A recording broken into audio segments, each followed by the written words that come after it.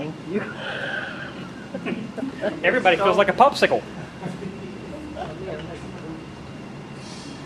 He got smart. It'll run a cycle and shut off.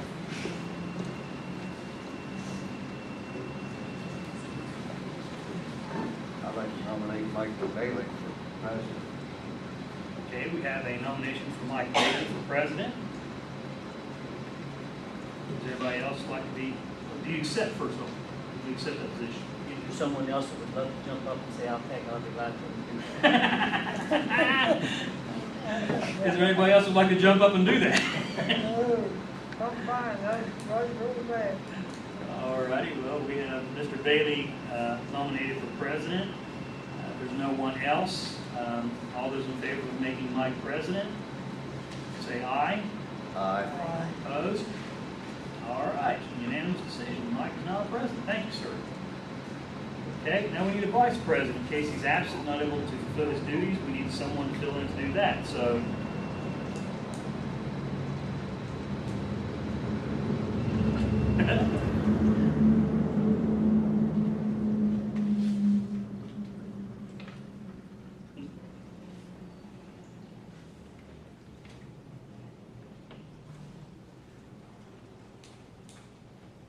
Could we ask if there's any volunteers for you can. Yes, you most definitely can. I think that's where we better go. Is there anybody who would like to be vice president?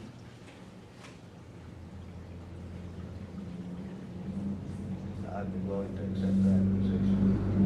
Okay. Mr. Compson would like to take that role on. All those in favor? Aye. Opposed? Nay? Show unanimous decision.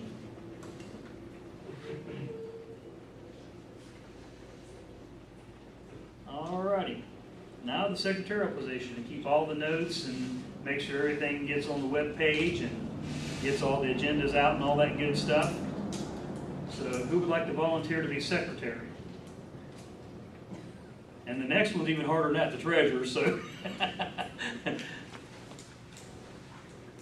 Now, What are you looking at me for? We're all looking at you. For clarification, Randy, I'm not real clear what Martha's responsibility is. She's the secretary taking minutes for this. Right. But she wouldn't be the secretary for the board of No, directors. she's just here for me tonight because we didn't have one, but she's normally not here at the meeting. She normally leaves at 4 o'clock every day. Okay. So she wouldn't be here unless the board would see fit that they would want her here. But still, I think the board's required to actually have a secretary in case you guys go into executive session and so forth, and you need to take notes and everything. So we need to appoint one. You willing to be the treasurer? It's gonna be That's a good Chris job. He was here before treasurer. What did you say, Misty? I was late, I'm sorry.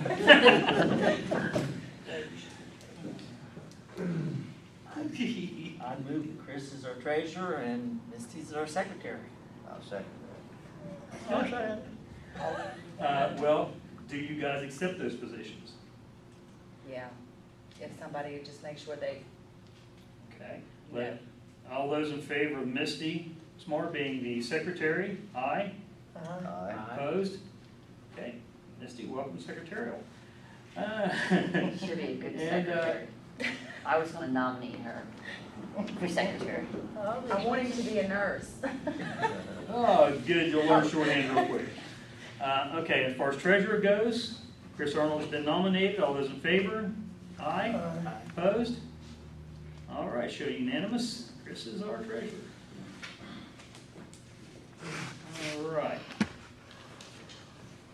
Okay, I gave you all a copy of your bylaws and stuff. Committee appointments. We've got the president, vice president, and the chair for the budget and finance committee. So do you all want to keep that the same way as far as your committee appointments go with the president, vice president,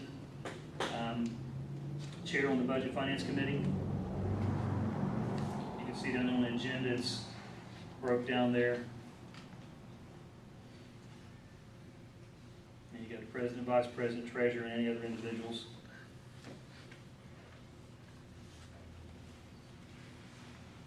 And what's good about the bylaws committee with that is that you guys can look at what you have here and what's on the web page, and then any changes you'd like to make as far as forward motion goes, you can make those, write them down, and then come to the next meeting, and this is what you recommend that the changes be, and then the board votes, and then read it again, and then come back and process it and put it in the bylaws with the county commission's approval. So it's really an important role as far as moving forward goes to have things in order and govern the agencies. So, and it'll take some time. It'll actually take some time to go through them and read them and see how it breaks down, if that's how you wish the organization to be operated.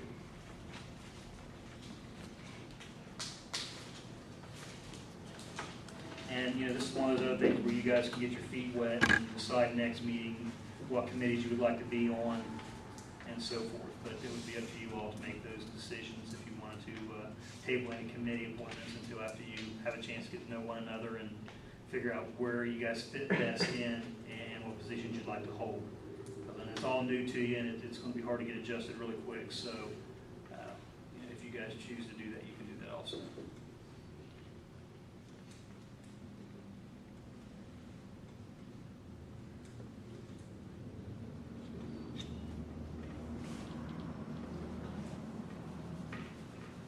We don't know exactly.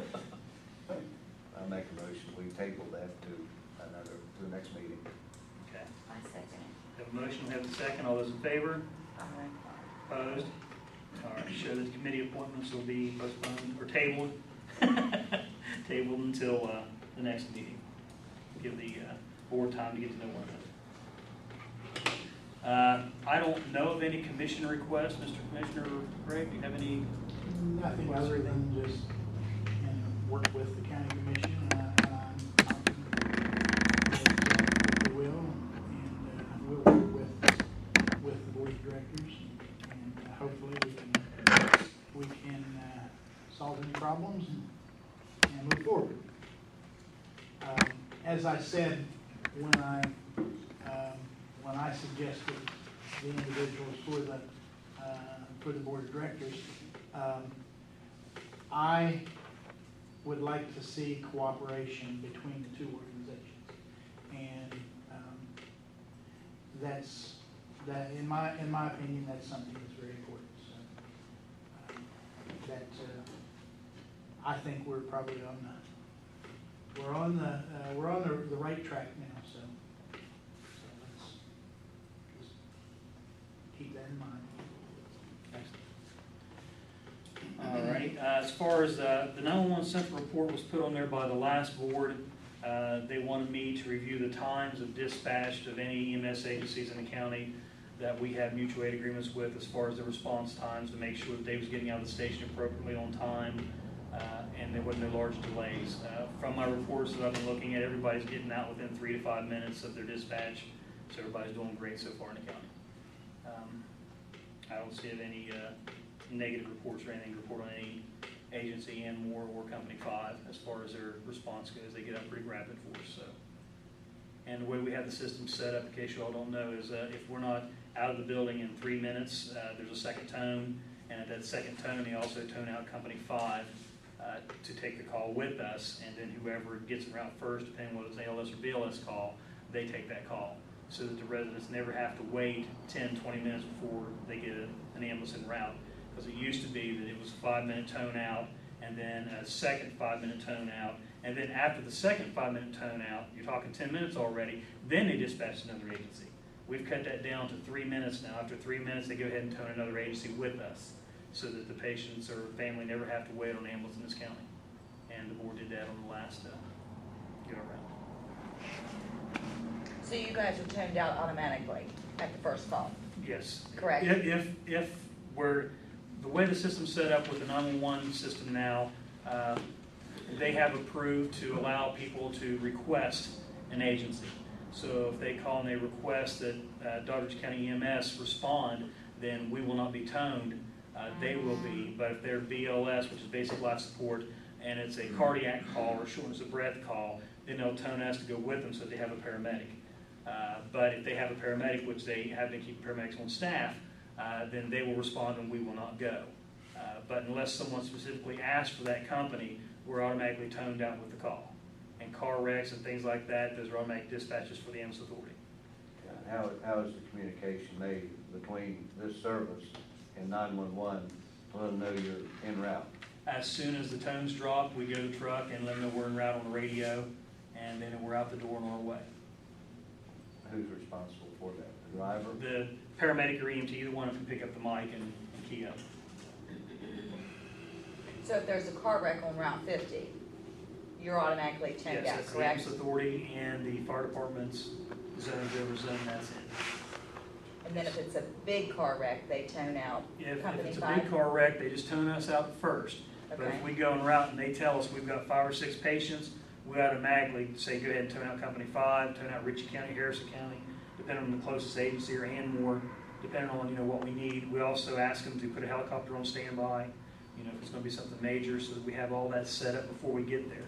And then once we get there, if it turns out to be all minor injuries, then we cancel them before they get there, so we don't have people screaming through town or a helicopter flying when we don't need them to, so. But depending on the nature of the call, depends how much help we request. They all do real good because I have a scanner, and I hear it on the scanner, and I mean, they all do good, all of them. I just wish WBOY had said that it was Jan Care that wrecked on 50. I Then agree. watch Channel 5 for that. Did Channel 5 say it? Yes. But WBOY never said, they just said an ambulance wreck. Yeah. And they never said it was Jan Care. May I ask the question, what about, who is the, who is called out for Big Isaac and Miletus? That's a dual tone out with Anmore and us. And the reason why that is a dual tone out, when Eddie bought Salem's EMS units, he wasn't sure if he was going to be able to staff it all the time and how many trucks he was going to be able to staff. At this point, to my knowledge, he's only staffing 1 truck. However, if that 1 truck goes and does a transport, there's nobody at that station. They bring a truck halfway between Anmore and Salem and Stage, which would make us a closer unit. So until Eddie tells me that they have 2 full-time trucks down there, and if they're going to have crews, we dual tone so that we make sure the Douglas County citizens are taken care of. But if they get there before us and it's all fine, they don't need any extra help, they turn us around, we come back. And if we get there before them, we turn them around and we take care of the patient. And it seems to be working out pretty good for right now. This is anecdotal, okay? We were in a meeting recently, and we're told of a family, said this was a family member in this meeting, and it was Anmore, okay? It was over an hour. They couldn't find the house. Now, they That's call why I in. asked about Anmore. Yeah, did they call in through the Harrison County dispatch or through our dispatch? Because see, in that area, if they call into the 911 center, it goes into Harrison and they dispatch, we never hear it. So we don't know what's going on. It has to actually go through our dispatch for us to understand it. And the problem is the 2 dispatchers don't know, they don't talk to each other No. real clearly. But this happened twice. Well, one of the One big time was times is, 45 minutes, the the next time was one, an hour. And it was and both times the same Pittsburgh don't know this county either, Right. and they can't tell us where to go. You got Harrison County people telling And Ritchie then County it people where to keeps go. on these roads, and, And now there's road I closures, know so the you old get up there and roads, halfway I know closed the off, new ones. so it's severe. I told them to give me the old road, but they won't do But it. if I call 911 from where I live, Pat, it goes to Harrison County because I have a Harrison County extension, so I have to tell them, I want Dodger County. That's an ongoing problem. It's been there for years. We fought that battle for a long time, haven't we, Gary? Yeah, Is it possible that somebody in that area, the Big Isaac Miletus area, might have called 911, and that 911 call would have gone to Harrison County? By law, the calls are supposed to be selectively routed to our 911 center, but if it's a 782 exchange, most of the calls do go to Harrison County.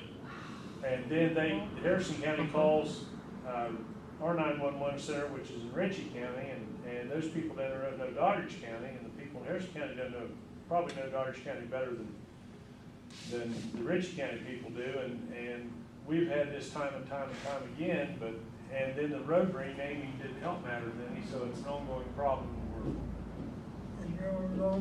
I live in Doddridge County and I don't know where the roads are. They've been renamed so much that I don't even know where they're at, and I live here.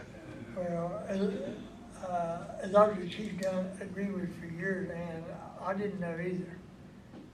I Yeah, can, so it's if they it's give me tough. the old name, then I was fine, but they started this new name stuff and I was lost. Do you have, any maps with the new road names? The newest ones that we have, but she's in the process of still revising the maps and. You deal with every court meeting with the renaming. Yeah, Yeah. I know. So, I mean, you know, it's an ongoing situation where it's upgraded daily and, or weekly or monthly or however they want to do it down there, but, you know, even if they send us out a list, we've got road assignments for every road in the county, but they send us out a new one. A lot of times we go out the door not sure where we're going for a little bit until we figure it out. Like Gary says, a lot of times we ask for the old road name. Yeah, well, now, You hear that all I'm across at the Greenwood scanner. and Box River as far as, my mail, which is 1045. All right, I live on a 53 at Tan Road, according to this new deal. All right, I still get my mail at 53 Tan Road through, but I get my mail up at the box at 1045 at neighborhood box River. So now, it's still screwed up. Well, may I ask one more question? Going back to this So family, I know that a lot of people two are saying times had to wait an inordinate amount of time for the Anmore ambulance to show up. So now I know if you're calling from 782, that call might go to 911 in Harrison County. that. Right. Is it possible for the Harrison County 911 organization to have the same procedure that the Doddridge County, Ritchie County 911 organization has? And these people can be informed and they can ask for?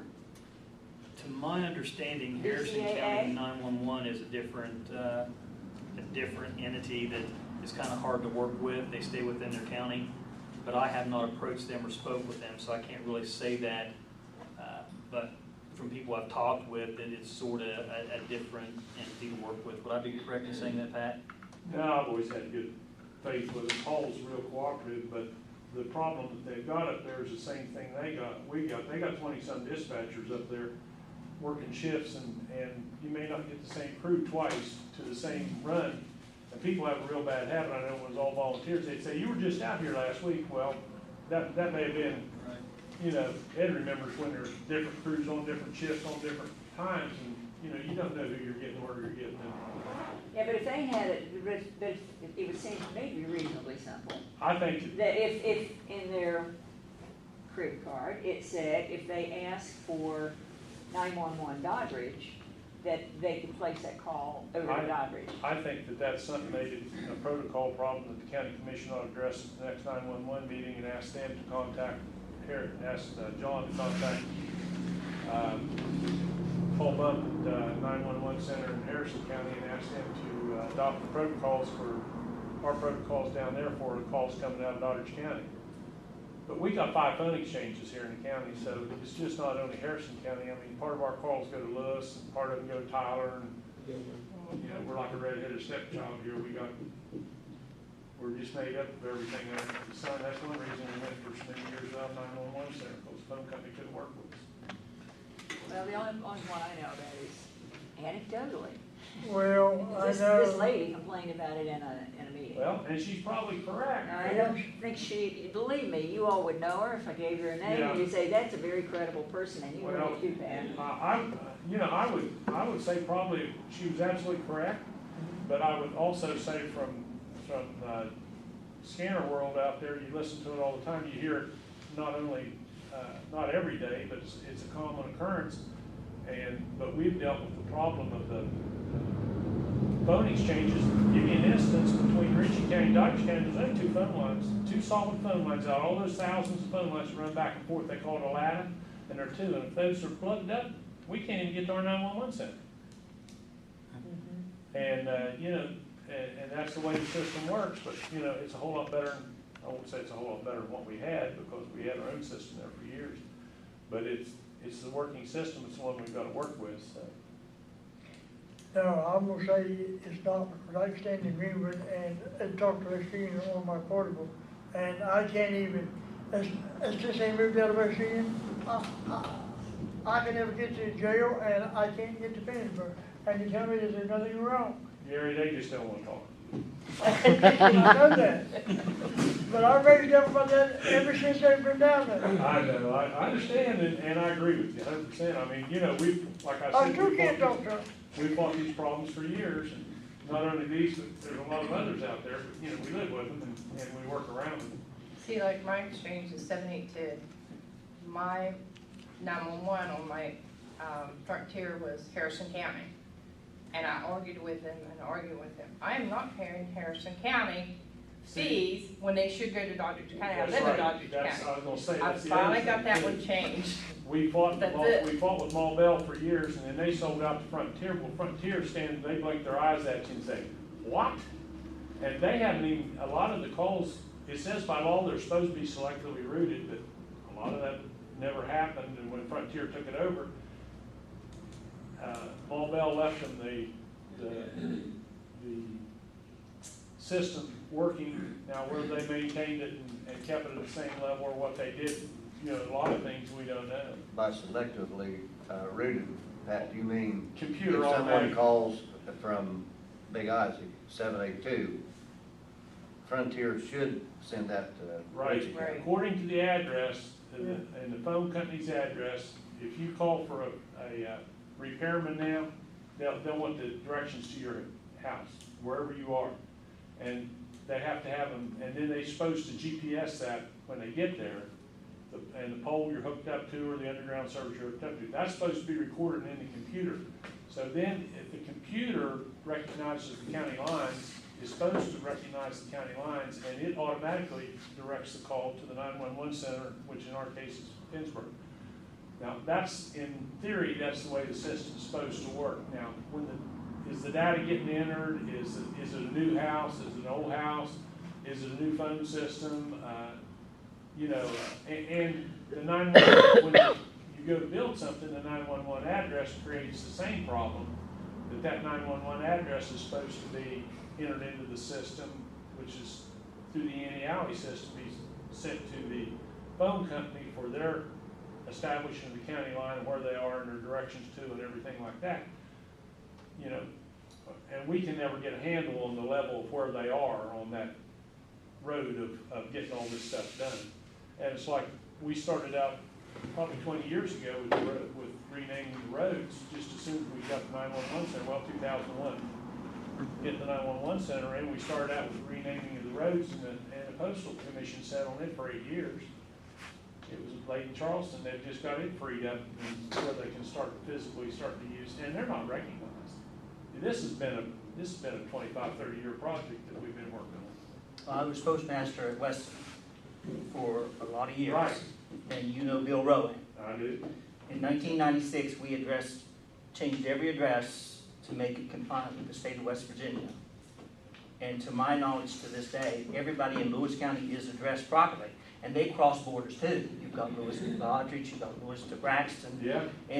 And they worked that all out. So maybe we need to get somebody from there to tell us how they did it. I just had the part in the post office. Well, And that was a nightmare. But the one nice thing about that is once your address is changed, that's right. it's done. You don't have to worry about your address being Route 1, Box 173 today, and tomorrow being Route 5, Box 173 or 178 because we Okay. changed your address. You brought up a very good point there. You said 1996. 1996 we completed. Okay, I got my new address probably 6 months ago. So that's how far ahead you are of the process. But the issue was with the county commission, and not to badmouth our county commissioner or anything, the county commission had to make that stand and make it happen. Absolutely. You can ask Bill Rowan what happened in Lewis County. We were growing leaps and bounds on those routes, and we had to change them. And I went in and I worked night after night. My wife can attest to that. And we give them new addresses, Route 5, Box whatever. And the next day, 2 of the commissioners got their address changed, and they had a special meeting. And I'll guarantee you what happened. It was adjusted that in August of 1996 that everybody in the county would have a new address. Well, And then the post office couldn't give any more addresses. that became the county commissions, their address mapping people had to do that. And, you know, we're part of, I said we were 5 different phone exchanges, but we're also part of, we've got a little piece of every county, you know. Your address is Pennsburg now? Yes, sir, it has been for. See, he lives in for Greenwood, 2 your years. address is Salem. Okay, they live in Dodge County. We're made up, like I said, I call us a redheaded stepchild. When we started this, we had 8 phone exchanges. And, you know, part of the county 659, part of it's 3. And then we got the Lawford Exchange on top of that, which doesn't belong to the other phone companies in the southern part of the county. So that's really killed us, and it's set us back, like you said, 96 to 2014. That's just where we're But I going. think what has to happen is the mapping has to be complete. Mhm. And then once that mapping's complete, and there's no reason, if you're mapping people do their job, there's no reason that it can't be taken care of. I understand, but that's what I'm saying. We've got some entities that we're a piece of. We never became Doddridge County. We became part of Harrison, part of Lewis, part of Gilmer, you know, and we're just got little chunks here and there. But it might be good to talk to Bill Rowan, and I think Bill's maybe retired now, but if somebody could get in touch with him and talk to him to see what they went through, and maybe give us some ideas, because it worked. And grant you, it wasn't easy, but it did work. Doddridge County, well, Doddridge and Ritchie, it kind of fell to the 911 director as part of his job description, so they've been taken care of. And they've made a lot of progress. They've actually got addresses out and stuff. But I know we were mapped 3 times before they actually sent an address out. I mean, we physically paid for companies to go out and do the mapping, and then they'd say, no, we're gonna change it. But the state changed the guidelines 3 times. Oh, yeah, they did, that's Now, what what I they have said. now is fine. Yeah, but that's what I'm saying, they change it every time they do it, so it's an ongoing problem, and I mean, it's not.